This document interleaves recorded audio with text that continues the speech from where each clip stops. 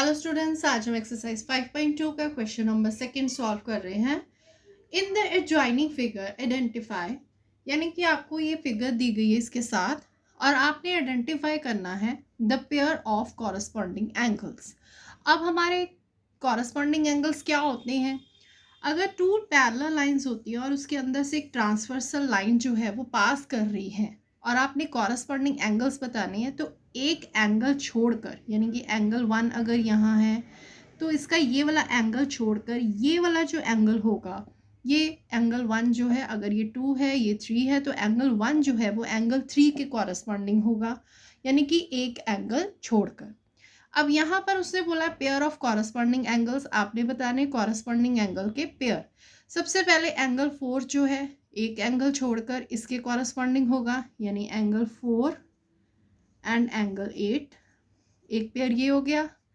उसके बाद एंगल 3, इसका एक एंगल छोड़कर ये वाला कॉरस्पॉन्डिंग होगा इसका, तो angle 3 and angle 7। Next angle 1, इसका एक एंगल छोड़कर ये वाला इसके कॉरस्पॉन्डिंग होगा, यानी एंगल 1 एंड एंगल 5। एंगल 2, एक एंगल छोड़कर इसके कॉरस्पॉन्डिंग होगा, यानी एंगल 2 एंड एंगल 6।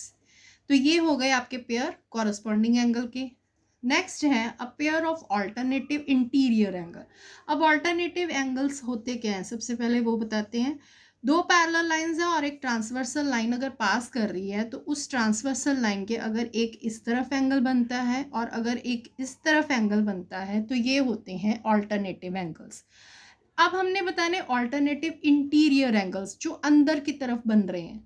अंदर की तरफ एक 3 और है और इसके ऑल्टरनेट है एंगल 5, तो आप लिखोगे angle 3 and angle 5।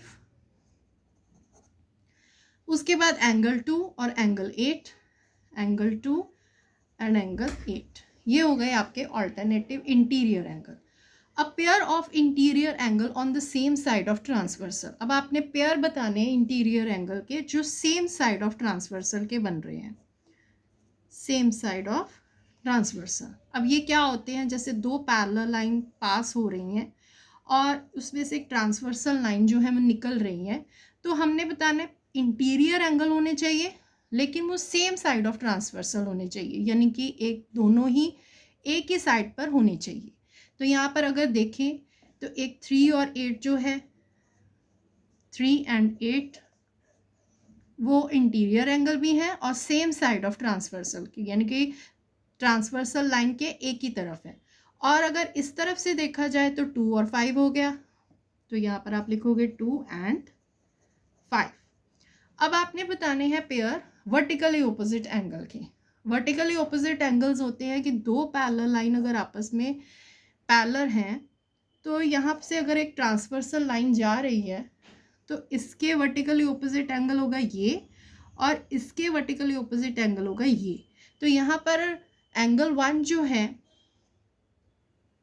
And angle 3 ये वर्टिकली हो गए, और उसके बाद एंगल 2 एंड एंगल 4, इसके अकॉर्डिंग देखें एंगल 5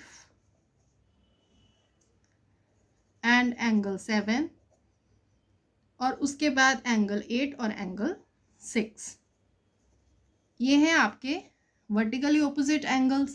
तो ये हैं आपके आंसर्स। Thank you.